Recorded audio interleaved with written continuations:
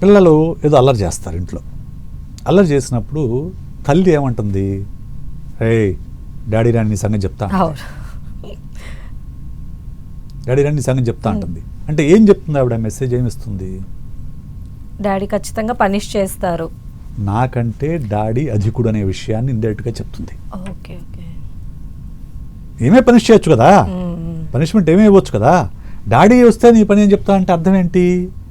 నాకు ఆ క్యాపబిలిటీ లేదు, నాకు ఆ పొజిషన్ లేదు, మీ డాడీ వస్తే నేను ఆయన పనిష్మెంట్ ఇస్తాడనే విషయాన్ని చెప్పకుండానే ఆ తల్లి ఆ బిడ్డకు చెప్తోంది. ఇటువంటి చిన్న చిన్న విషయాలే పిల్లల లోపల, మైండ్ లోపల పురుషుడు అధికము, స్త్రీ తక్కువ అనే విషయాన్ని ఇంప్లాంట్ చేస్తాయి. చిన్నప్పుడు ఎప్పుడైతే ఈ అభావజాలం వాళ్ళ మైండ్లోకి వెళ్తుందో అది పెరిగి పెద్దయినా కానీ మారదు. ఈ మార్పు అనేది మనం ఇంటి నుంచే మొదలు కావాలి.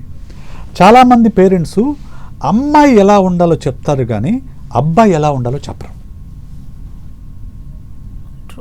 అమ్మాయిని కంట్రోల్ చేస్తారు, మనం అలా ఉండకూడదు, ఇలా ఉండకూడదు అని కంట్రోల్ చేస్తారు. మగపిల్లాడైతే మాత్రం గాలికి వదిలేస్తారు.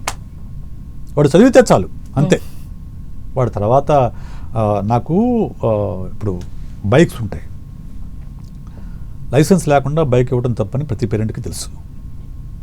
కానీ మనం రోజు చూస్తూనే ఉంటాం, చిన్న వయసు 13-14 ఏళ్ల వయసు వాళ్ళు బైక్లు వేసుకుని తిరగడం అనేది. ఈ రోజు కూడా 3 చనిపోయారు స్పాట్లో చనిపోయారు. తప్పెవరిది? వాళ్ళదా పేరెంట్స్దా? పేరెంట్స్ కదా. పేరెంట్స్ వాళ్ళని కూర్చోబెట్టి చెప్పాలి, నువ్వు బైక్ నడపడం నీ సరదా కాదని అంటలా, కానీ నువ్వు లైసెన్స్ లేకుండా, వయసు రాకుండా బైక్ నడపడం నేరం. నువ్వు ఒకవేళ నేను తప్పు చేసి యాక్సిడెంట్ జరిగితే ముందు నన్ను తీసుకుని అరెస్ట్ చేసి జైల్లో పెడతారు.